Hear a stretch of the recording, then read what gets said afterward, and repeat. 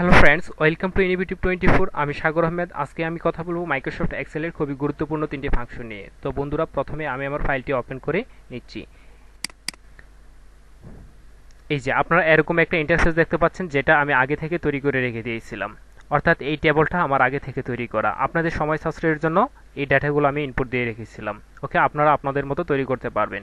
ওকে, তো বন্ধুরা, আমরা আপার কেস, লোয়ার কেস কিংবা প্রপার কেস বা ক্যাপিটালাইজেশন বা ক্যাপিটালাইজ কেন করি?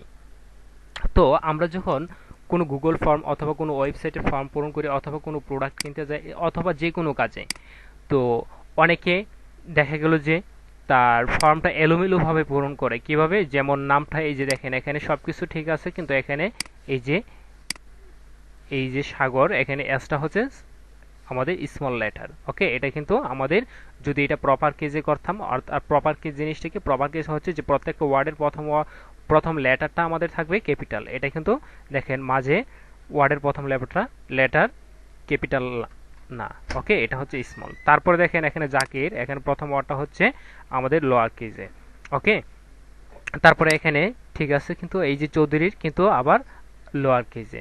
ওকে, এখানে আপার কেজে, এটাও আপার কেজে, অর্থাৎ এটা ক্যাপিটালাইজ, অর্থাৎ আমাদের প্রপার কেজে আছে। ওকে, কিন্তু আমরা চাচ্ছি যে যেভাবেই ডাটা ইনপুট করুক না কেন, আমাদের প্রয়োজন অনুসারে এটা আপার কেজে রূপান্তর করব অথবা লোয়ার কেজে অথবা প্রপার কেজে রূপান্তর করব। আমরা যখন কোনো গুরুত্বপূর্ণ ইনফরমেশন অথবা গুরুত্বপূর্ণ কাজ করতে হয়, কোনো গুরুত্বপূর্ণ ইনফরমেশন নিয়ে, তখন এগুলো আপার কেজে রূপান্তর করতে হয়। এবং আমাদের যখন জিমেল তৈরি করি অথবা অন্য কোনো কাজে, আমাদের কিন্তু সবগুলো লোয়ার কেজে রূপান্তর করতে হয়। এবং প্রপার কেজ হচ্ছে আমাদের প্রয়োজন অনুসারে, যেমন আমাদের প্রত্যেকটা ওয়ার্ডের প্রথম লেটারটা ক্যাপিটাল থাকবে, সাজানো দরকার হইতে পারে। ওকে, তো বন্ধুরা, এখন আমি আপনাদেরকে প্র্যাকটিক্যালি দেখাচ্ছি এই কাজটা আমরা কিভাবে করব।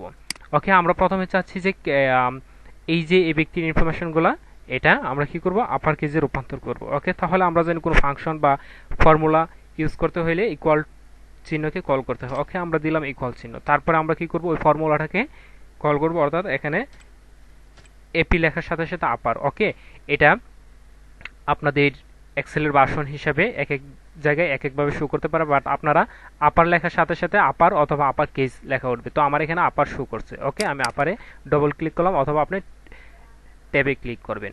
ওকে, এখন আমাকে বলতেছে টেক্সট, অর্থাৎ কোন টেক্সটটাকে আমি দিতে চাই। অর্থাৎ এই যে আমাদের কলাম এ কলামের এই যে এটাকে আমি সিলেক্ট করলাম।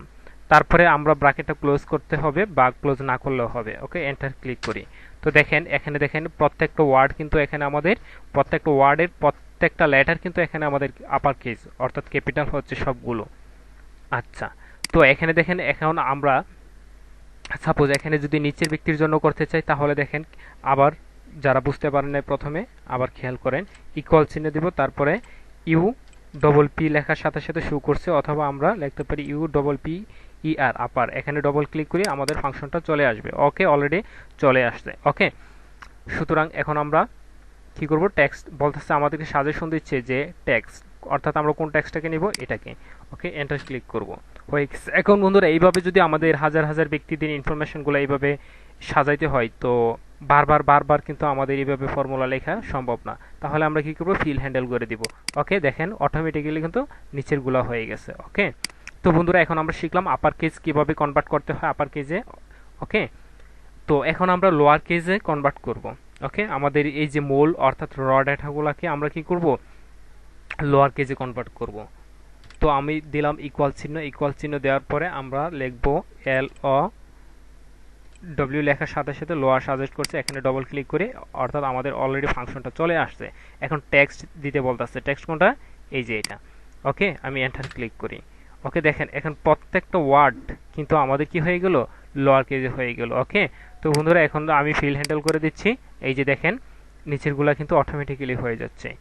ওকে, তো এবার আমি চাচ্ছি যে প্রপার কেজে রূপান্তর করব, অর্থাৎ প্রত্যেকটা ওয়ার্ডের শুধুমাত্র প্রথম লেটারটা হবে।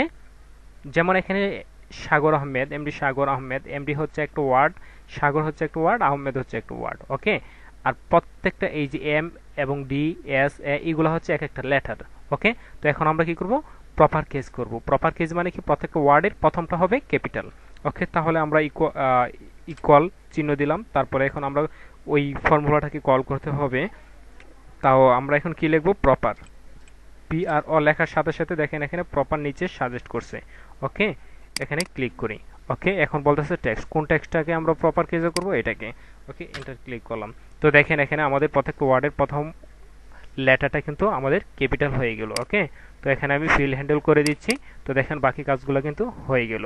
ওকে বন্ধুরা, আপনারা আপনাদের প্রয়োজনে বিভিন্ন ডেটাকে আপনারা মডিফাই করতে পারবেন এভাবে, অর্থাৎ আপনারা আপার কেস কিংবা লোয়ার কেস কিংবা প্রপার কেসে কনভার্ট করতে পারবেন। তো ভালো থাকেন।